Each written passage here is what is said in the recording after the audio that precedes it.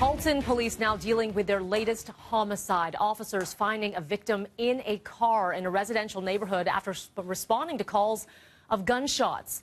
A man found inside this vehicle around 7 last night at North Park Boulevard and Sawmill Road. This is near 6th Line and Dundas Street West. Police have not released the name or age of the victim. So far, there has been no arrest or information on a suspect, but police are asking anyone who may have surveillance video in this area or any information to contact the homicide squad or Crime Stoppers. And here in Toronto, a woman in her 40s stabbed during some sort of altercation outside of a coffee shop at Jane and Wilson around 10 last night. She was rushed to hospital but has since been released. Police are still investigating, and so far there has been no arrest in this case. It is back to work today for Toronto Police Chief Mark Saunders, off for nearly 2 months following a kidney transplant. Chief Saunders underwent the operation on October the 2nd. The donor was his wife, Stacey.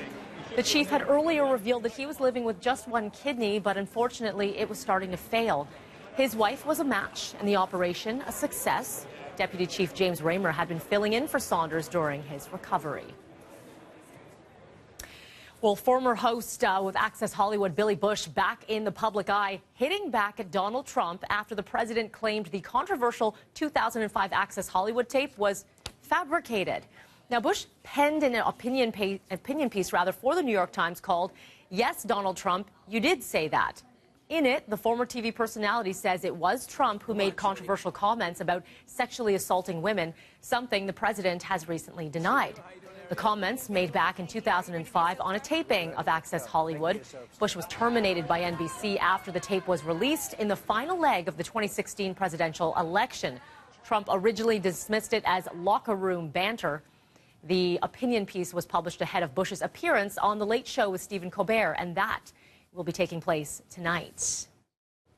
And Trump tweeting up a storm this weekend, slamming the FBI and Department of Justice following Michael Flynn's guilty plea. In a series of tweets, Trump said he fired Flynn for the lying to the FBI and Vice President. And this sparked questions on when Trump found out. Originally, Trump had said he fired Flynn for being untruthful to the Vice President about contacts with Russia. The president also denied asking FBI Director James Comey to stop investigating Flynn, but also said the Bureau's reputation was in tatters.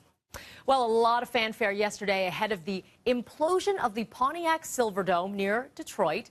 One small problem, though. The stadium failed to fall.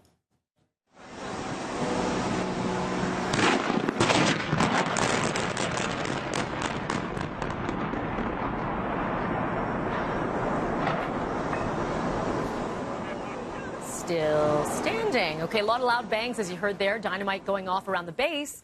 It was supposed to collapse, but it didn't. In fact, it's still standing. Officials are going to try and figure out how to bring the stadium down safely.